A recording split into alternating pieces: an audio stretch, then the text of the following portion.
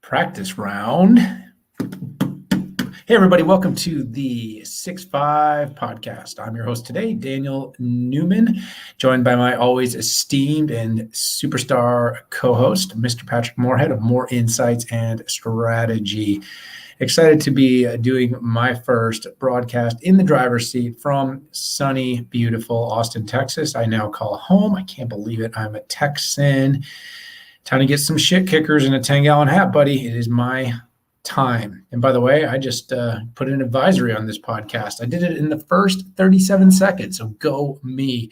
Mr. Moorhead, big week in tech. We got acquisitions, we've got earnings, we've got new construction, new buildings, and new breakthroughs, and we are going to talk about all of them here. But first and foremost, how are you, my friend? I'm doing great. I'm a lot better that you're now in Texas. And by the way, Texas, our cities have different personalities, and I think the shit kickers and 10-gallon hats are probably better for Dallas and maybe San Antonio. But you won't get kicked out of any restaurant in Austin, right?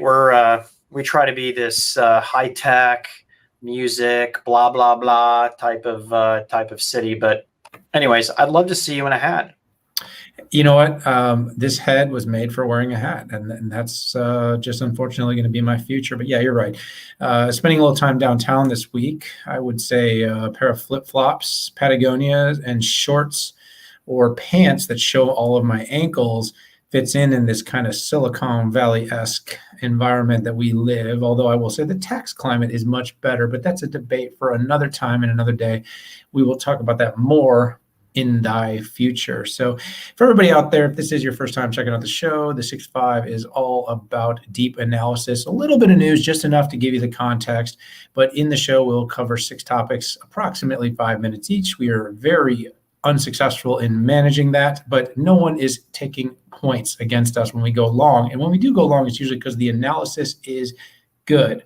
Now, quick disclaimer, we know this show is for information and entertainment purposes only. So while we will be talking about publicly traded companies and earnings of these companies, please do not take anything that Mr. Moorhead or myself says as financial advice. All right. Ready to rock and roll, Pat? Let's dive in here. We have some incredible topics, as you can see here, but let's dive in. Topic number 1, Zoom is acquiring Five9. Just when you thought Zoom was going to be building everything in-house, they go off and do a pretty big acquisition. Yeah, Pat, I'm going to go ahead and introduce that one again because I'm the host on this show. I'm just kidding. But oh, that's right.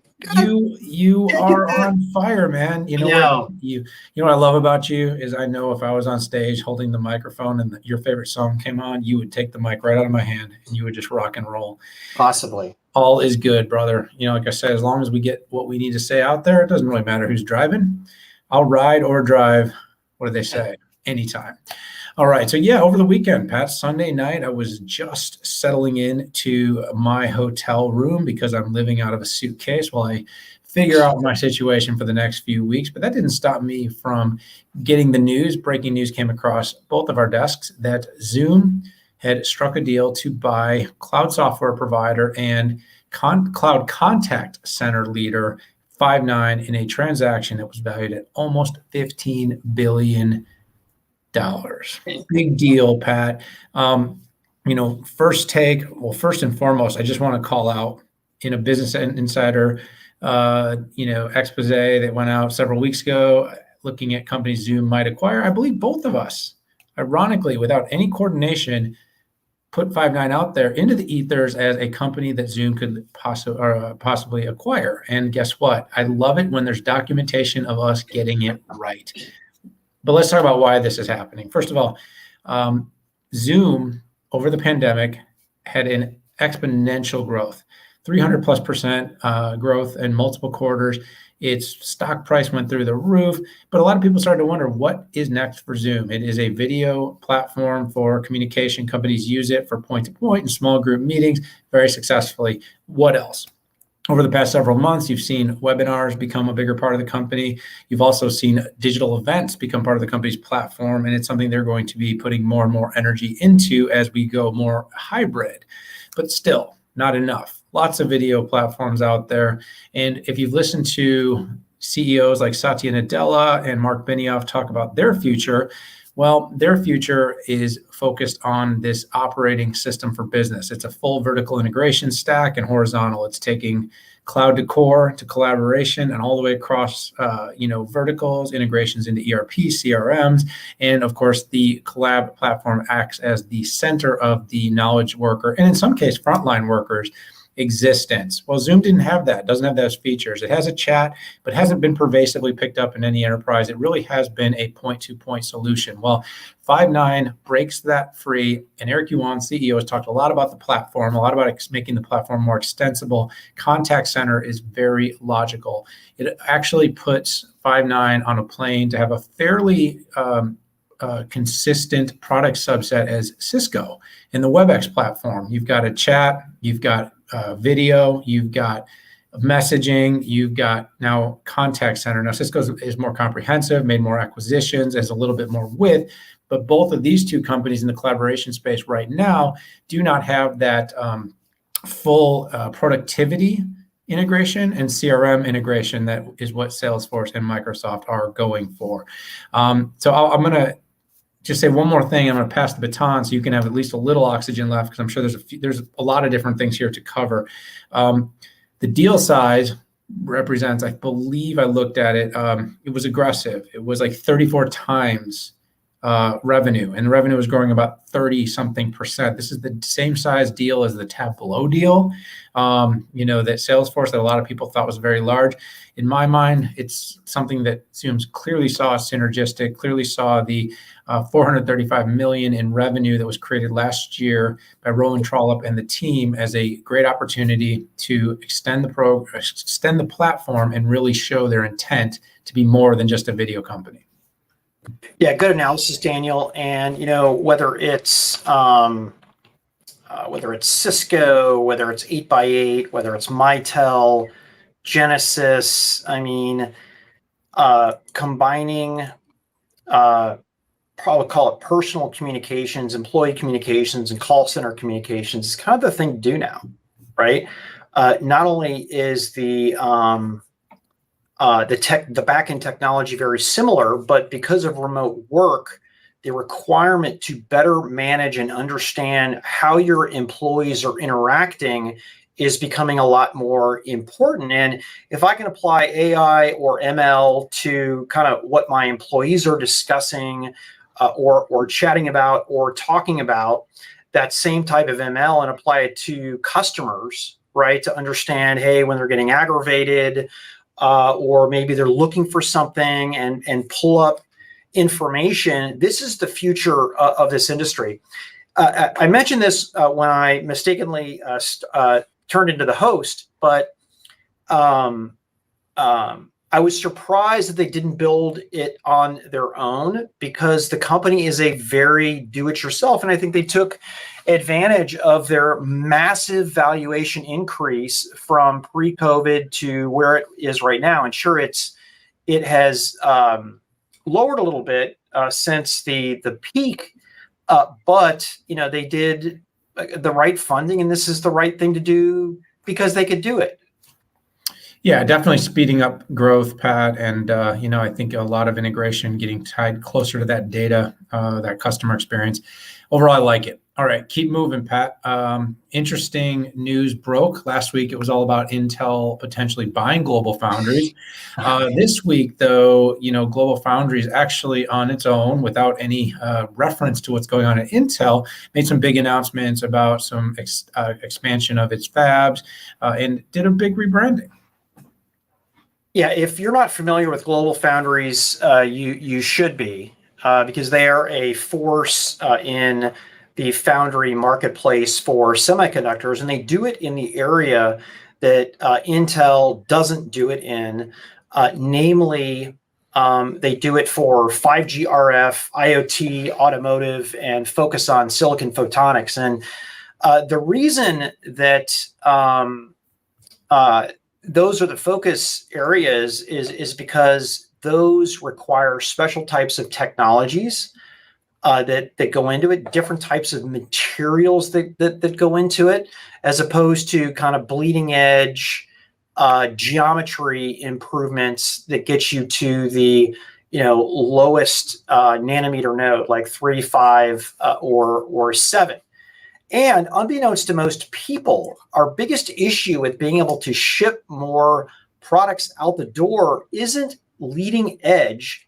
It's more lagging edge. It's USB controllers. It's security chips that go into devices. It's chips that go into displays as we've moved from desktop to going more mobile. So with that basis here, GlobalFoundries, who is planning on going IPO in the next 18 months, did get, there was a rumor about Intel buying them. I totally get it for Intel. Regulatory wise, it would never happen. It would just never happen. But what they did announce is they made 3 announcements. And this was broadcasting from their Malta establishment in New York. Good old Chuck Schumer was there to lend support. But announcement number 1 was they were going to expand the current Malta facility by $1 billion of investment. Essentially, it's putting equipment in there. They already have a shell there in Fab 8. This is dumping equipment in. The second announcement was a brand new fab, and they didn't give the number of wafers. They didn't give the investment because, quite frankly, they're still getting the investment. Okay. And it totally makes sense. But what they did talk about is that it would provide, 1,000 new jobs. And I did think that was pretty cool. And if I back into that, please don't hold me into that. I think we're looking probably at a $4 to $5 billion brand new fab, very similar to what they ponied up for in Singapore. So that was announcement number 2. Is a huge one. They had the Secretary of Commerce there on hand as well. The final was a brand revamp, not a complete thing, but if you remember, GlobalFoundries was all cap. It's like GlobalFoundries, like it's screaming at you. The new one is Big G Global, Big F Foundries, and some iconography that looks suspiciously like a wafer behind it with maybe a G or an F. My expectation is that ultimately they're going to get rid of GlobalFoundries and just go with GF. That's where I think that this is headed. Am I boring you, Daniel? Are you yawning? You go get some coffee. Come on, baby. Come on. No, but net, I think it's going to go to GF ultimately. And we can get on with her. A lot of people ask me, why didn't they just change the complete name? I hate the word global. Well, you know what? GlobalFoundry is more important now than ever. See, GlobalFoundries can be happy with the West, and they can be happy. They can be friends with China because they have the most diversified foundry establishments across the world. Singapore, Germany, United States, and even more. Okay, there we're at.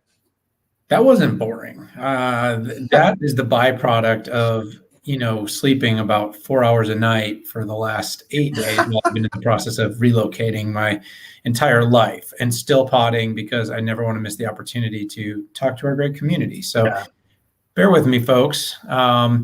Look, I'm not going to add much there because Pat, you had a lot to say. We talked extensively about GlobalFoundries when we talked about the Intel deal. You're right, probably not much of a possibility, although I could see how Intel would love to see that deal happen so that they can then put pressure on regulators to not allow a different deal that's going on out there to happen concurrently. Now, last thought on GlobalFoundries as a whole is, Intel's remarks, had some remarks about the chip shortage being its most acute here in the second half of 2021 as part of its earnings today. And to me, that just means there's a multi-year opportunity on the lagging and leading edge to create and to fulfill those gaps in production in the marketplace. And GlobalFoundries is very well positioned. And that's probably another reason why an IPO would be very friendly, because of all the attention right now that the market is getting for labs that can actually produce volumes of chips to fill all these supply chain woes. Speaking of Intel, all right, let's roar forward here. We have Intel Q2 earnings on the rise here. Big day for Intel. The company came in well above its guidance, $18.5 billion against a guidance number that came in, Pat, I believe it was like 17.8. Now, again, all the numbers I'm giving you are non-GAAP. So don't call me out by using GAAP numbers and telling me I'm wrong. I do not appreciate that. The company, as a whole, Pat, there's a lot of areas to cover here. Let's just say some very strong beats across its BUs, some not so great numbers across its BUs. Client computing did very well. IoT did very well. Mobileye did fantastic, record-breaking. The PC platform within client did extraordinarily well. Another record-breaking quarter, 33% growth. I think it was over 1 million units being shipped a day, albeit at a lower ASP. Pat, I'll let you talk about that here in a little bit. Network kind of had a beat down this quarter, which will probably bring some question marks around 5G, because we'd expect with 5G being deployed globally that the Network Solutions Group should be doing very well, although those kinds of businesses can be lumpy, and China has been very aggressive in those deals. So that's going to be something to watch as well. Pat, I think the demise of Intel has been greatly overstated. I think, I got some really interesting tweets when I put out my commentary about just how good this quarter was. Of course, there's the naysayers, but there's also the Intel backers. The M1 was supposed to erode Intel's business, and Intel's PC business is absolutely roaring. DCG, a lot of folks that are going to scrutinize something in the business probably will pick DCG to scrutinize. I just happen to point this out. Last year, same quarter, Intel had an incredible blowout result, actually the first 2 quarters of last year. So the fact that they were only about 9% off the pace actually indicates a pretty good quarter for DCG. Pat, because all in all, last year's numbers were tremendous, and now their guidance is going to show a strength in the next 2 quarters. Well, that was because the final 2 quarters of last year were not very good. So next 2 quarters, they're going to come in with great numbers, and everybody's going to be cheering. And you're going to have to realize it's a lumpy business. It's not flat. There are some big volumes. You've got buyers, but the company did point out its next generation of Xeon has done extremely well. It's getting wins from all the big cloud players, or most of them, Alibaba, Baidu, Microsoft, Oracle, all using Intel's 3rd generation Xeon Scalable. They did have a miss this quarter with Sapphire Rapids. It fell out slightly. We've talked about that, so we're not going to beat on that too much. But the one thing I will say, Pat, and then I want to turn it back to you, because again, I just want to make sure you have a chance to say something on these topics, buddy.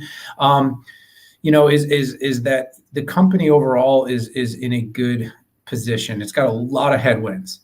I mentioned coming into this particular segment that the company has said more or less that the chip shortage is not over. It's not even close to over. We'd heard some CEOs earlier in the year say later this year. Now we're hearing it could be 1 or 2 years into the future before. That's not entirely because of a supply issue either. There's a big demand issue. There's a big lagging issue, which is what we've been talking about with GlobalFoundries, because none of these systems are just based on these leading edge nodes that are coming out from the companies. I think Intel has some chasing to do in areas like AI and graphics, and I'm interested in hearing how that continues to evolve. But listen, Pat, 10 quarters in a row, Intel has beaten on the top and beaten on the bottom. Bob Swan didn't get any love. Pat Gelsinger getting a little more love, but still not getting much love. This is the beginning of a very good trend under Pat Gelsinger. Execution's key. I remain and I continue to believe it's key, but there's an opportunity with a long lag in the supply chain. Intel, if they can execute on some of this manufacturing madness and the opportunities that are out there, could be in really good shape coming out of the supply chain woes. Wow. That was good stuff. So here's the thing. I can pick apart every division and go in and do that. But on the whole, they had a great Q2. I mean, they beat on revenue by 700 million compared to their guide. Gross margin was up 2 basis points. EPS was up 23% over guide, and they increased their forecast. The one thing that is biting them right now is margins, and the reason why I'm not concerned about the margins in the second half, given even the increase in revenue, first of all, you got some supply chain challenges out there. And like you indicated, it's downstream stuff. It's USB controllers. It's circuitry for flat panel displays. But also, and this is very important, DCG took the burden of the 10 nanometer startup costs. And what's happening right now in the gross margin is the 7 nanometer startup, in addition to supply chain and a lot more 10 nanometer. Is dragging things down, and I think there are some competitive things going on as well out there, given AMD. ASPs are down in the client group, even though the revenue was up significantly, and we're in a supply constrained environment because Intel is really attacking the lower ASP product lines with Chromebooks and Core i3 and stuff like that with their 10 nanometer silicon. So it requires a little bit of analysis. I think we could see a reversal tomorrow morning. But listen, I'm not an equities expert. I'm an industry analyst, but I am not concerned about Intel.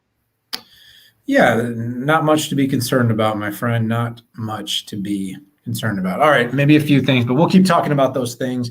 That's the beauty. There's always challenge, always innovation, always competition. And Pat, that's what we do here on the 6-5. We talk about these things. Let's kick it over to another company that had earnings, had a big one. Biggest earnings growth, I believe it was in 3 years, Pat, IBM. Yeah, so that was really the headline. Right now, was it overall, big 25%, like FANG or something like that? No, it wasn't. But you have to start there before you can get in a rocket ship. And I'm going to hit some of the highlights that I thought were important to hit. And the first was CNCS Cloud, 25%. Improvement. And I think that's probably one of the better comparisons to, let's say, an AWS cloud or a Google cloud or an Azure cloud. There was GBS cloud that was 30%. And essentially what that is, all the professional services that go around that. Systems, IBM Z15 versus Z14, 100% increase, albeit overall systems was down, which I attribute primarily to the state of the roadmap. You've got new platforms that are in the pipeline. Free cash flow, $11 billion on an LTM basis. But finally, right, the big nut was Red Hat. Red Hat had 20% growth year over year. They said OpenShift revenue was up 3x from before the revenue and have 3,200 IBM clients on a hybrid cloud platform, up 4x since acquisition closed, with a $5.2 billion backlog. So net, I mean, it's hard to say. It would be hard for anybody to come up and say that Red Hat isn't working out for them so far. Do I want double-digit growth top line for the entire company? Yeah, I do, but that's just not the company that IBM is. So, you've got to look at, to me, what are the growth areas in the marketplace and how is IBM performing in those? And that's, it's AI and it's cloud. And, IBM is doing respectable double-digit growth in cloud. AI, not so much. But I think, we're going to have to see what IBM does with AI in the future. Yeah, a lot to unpack here. It was a good quarter for IBM. And here's the thing, they're on the precipice of a very big divestiture of the global technology service business, also known as Kyndryl, which has been, proverbially speaking, a boat anchor on the company, has not been showing much growth. It's heavy, it's very it's got cost intensive. It's an important part of the business, but it's been a business that doesn't really mesh very effectively with the growth areas that Arvind Krishna and the leadership team at IBM are focused on. They're all in on hybrid cloud. And that's important to point out the difference there, because if you look at public cloud growth, you look at the battles between AWS, Google, Microsoft and Azure, and even Oracle, IBM is not really coming out saying we want to be the public cloud company, but they're building solutions with Red Hat, with satellites that are very focused on being able to win and participate in ecosystems that may have AWS, that may have Azure or Google or any of these others. The results, though, I believe this quarter are going to be looked at as positive, but I think the race really starts for Arvind and team when that divestiture is complete. As you suggested, Pat, in the areas like cloud and cognitive services, when you actually break in the service in cloud and growth, and you're seeing 29% growth, or you're seeing 35% in global business services, this is the potential of the company. This is the potential of growth if you focus on the areas where they have the right products, the right mix, and have been putting the acute attention over the past few years. That's where the attention has been spent. That is where growth is coming. And of course, you've got down the pike, you've got things like IBM Quantum, which you can count on being an important long-term growth engine for the company. As you said, I think AI, IBM was so early with Watson. I really feel like it might have been a little bit of a missed opportunity for a more rapid growth trajectory for the company, but it has built a really strong reputation in that space. And I do hope there's a way that the company can revive and grow that. And my last ask is that I do hope the company can continue to provide greater and greater transparency, taking out any ambiguity in the cloud numbers. Because when you come out and you say you're a cloud company, you want your cloud growth to always be double digit. And when you boiled it up into that big cloud number, it wasn't 10% plus. And if the whole company's not growing 10%, I can live with that. But if cloud isn't growing 10%, I'm going to struggle with it. And I guarantee you the folks on Wall Street and the investors and the retail and funds are going to say, whoa, why are they not growing faster in cloud? So that's something to watch. All right, buddy, we got to keep moving along on this show. Another big one, Amazon, Alexa Live 2021. And this time it was turned its attention to the developer. So, they kind of do two iterations of it. They have the Alexa Live where they launch all the gizmos and gadgets, things that fly around your house and take videos and listen and provide AI and multi-turn conversations. And this one, though, was all about skills, future of work, building that platform for developers to get paid for all of the intelligent things they're building to be done on these millions and millions of Alexas around the world, Pat. I appreciate you punting that over to me. So yeah, listen, here's the funny part. You don't hear as much about Alexa as, let's say, you did a year and a half or 2 years ago when it was first out. And do you know why that is? That's because people are actually using it, right? It's become the fabric of what we do. And I know the word fabric, sounds like a marketing word, and it kind of is, but it is in our life. And whether it's even asking the time, or what's my calendar, or set an alert, like everybody is using it for that. But what I was really surprised about was how many skills are being used out there, and how many interactions that are out there. And it's crazy. It's like, it's absolutely skyrocketing. And Amazon strategically described it as what they're going at. They want to make Alexa ambient. And listen, I've been talking about ambient computing for 20 years. We see it in science fiction all the way, Space Odyssey, where HAL, I know that's probably a bad example, but, it's a negative example of where you can essentially ask HAL anything, and it does it, and hopefully it doesn't lock you out of the spacecraft. But with that said, what Amazon did is they added about 27 new features to developers to make Alexa more ubiquitous, make Alexa more multimodal, and make Alexa just smarter. And quite frankly, you could read my Forbes article where I go into feature by feature. But I don't think that's most valuable here. I think what's most valuable strategically is them looking at this as a ubiquitous service, which strategically is 100% the right way to go, and also that usage of Alexa is skyrocketing along with the partner opportunities.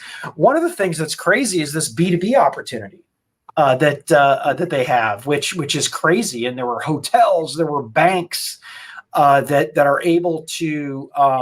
It's almost a physical embodiment of chatbots, right? It's a device that can do things for customers, and whether that's give me a reservation, or I've seen one of these in one of my hotel rooms where you can ask it to hey, can you please send me a toothbrush? Or can you please turn off the lights inside of the room? And that really is the future of where this is headed. Yeah, that's some great analysis, Pat. I had some time to tune in between unpacking boxes. I always love the Gizmo Gadget show. The developer stuff is super interesting because this is really what brings everything to life. A lot of people hear about developer platforms for iOS. You hear about developer platforms for Android. Well, all this headless commerce and all these applications that are going to allow us to do more with these Alexas that we've deployed. And again, oftentimes you have one phone, you might have 8 Alexas, 10 Alexas, depending on the size of your home, your house, your office.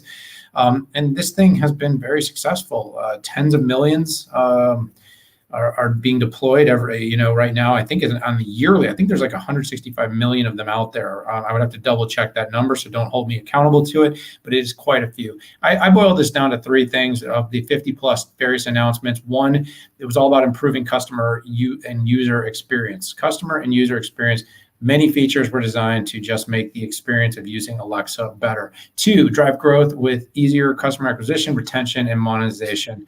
So, you got to make this lucrative and attractive to the developer community. You want developers to come play in the sandbox. They have to have a reward. There are things like paid skills, which were added. And shopping actions, gave developers more opportunities to monetize what they're building. And then finally, simplify development. We hear all about things like low code, no code. We need to make it easier so that developers can build faster, give them more plug and play, give them resources, design guides, entities, and even A/B testing that can be done right in the platform. All of these things were there. So overall, like I said, a great event. I am looking forward to seeing the next group of gadgets, but all good stuff here. All right, let's go to the final. We talked about IBM Quantum. Let's talk about Honeywell Quantum. Pat, this is something we talk about quite a bit on the show. Making quantum cool again, making quantum cool, and making Honeywell cool. I mean, Honeywell is a really interesting company. We've talked a lot about the fact that more and more becoming a tech company. At our 6.5 Summit, we had the CEO, Darius Adamczyk, join us. And we also had Tony Utley, CEO of Honeywell Quantum, join us. And we had a special guest, Ilyas Khan of Cambridge Quantum Computing, which ended up announcing right around the time of our summit. Yep. Maybe it was because of our summit, but they happened to announce a new joint venture, 55% owned by Honeywell, that would be Honeywell Quantum Systems and CQC together. Well, this announcement included 3 breakthroughs that for the first time, the 2 companies were going to co-announce. So despite the fact that this deal is not completely, been announced and formalized yet, that'll happen later in the year. This announcement did put some breakthroughs of the companies on the map. So let's talk about what they are. The first, Pat, remember when we were talking in quantum volumes of like under 50 when we first started talking to Honeywell? It was just a few qubits.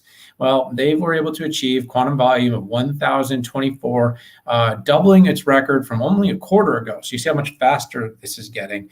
And, with ion trapping, as we know, these things tend to have more longevity because of the way these qubits are managed in the ion trapping platform versus superconducting, which has its own value. But in this particular case, this was a big breakthrough. They moved very quickly in just a couple of years. The second was something called real-time error correction. Well, the state of the qubit has to remain in a consistent state so that it can actually handle solving the problems that you're applying the quantum computer to solve.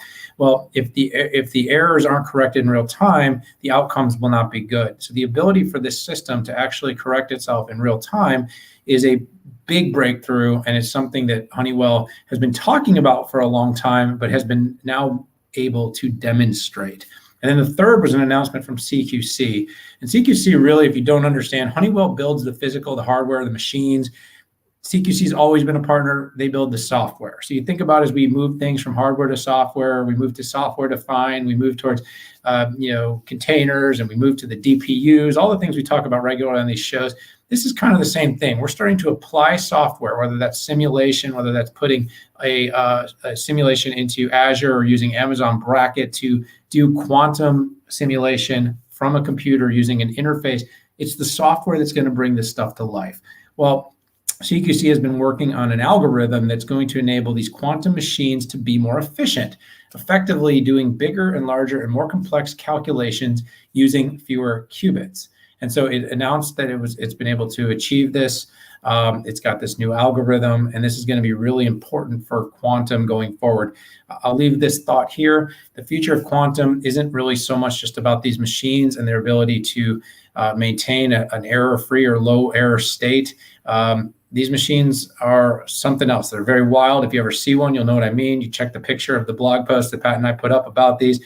It doesn't look like a computer in any way that you think, but it's really going to be a marriage between classical computing and quantum computing. And it's going to be software that you and I and everyone else on the planet can manipulate the way we do our CRM, our ERP, our productivity, our collaboration, our web experiences, and our apps, that are going to use the power of the quantum computing to solve problems that our classical computers either can't solve quickly or can't solve at all. That's when it gets done. Don't underestimate the value of software when you're talking about the future of quantum. Wow. Daniel, you just sound like a quantum computing expert or something. Thanks, buddy. I practiced that all night. I know. We're gonna have to get a propeller for you. No, see, I liked this trifecta of announcements because it hit on nearly everything that's important. So quantum volume, which is raw performance with good qubits, the error correction that is required over time because you don't have perfect qubits that last like the whole time, right? And an algorithm which increases efficiency. So I like the trifecta, and even though the deal is not closed yet, the JV, the new company doesn't even have a new name, right? But we have CQC and Honeywell working together on announcements. Now, they were always working together before, but now it's going to be more like a marriage as opposed to dating. So I like the way it was rolled out. It hit the three elements that make the quantum world go around. And I don't know about you, Daniel, but I'm honored to be part of this as we go in the future. Because if you look at the different eras of computing, I mean, this is you and I were not around when mainframes first came out, but they're still here. We were here for client server and then cloud computing and mobility. But this is different, right? This is going to reset everything. I'm convinced, even though it is the third or fourth try for quantum computers.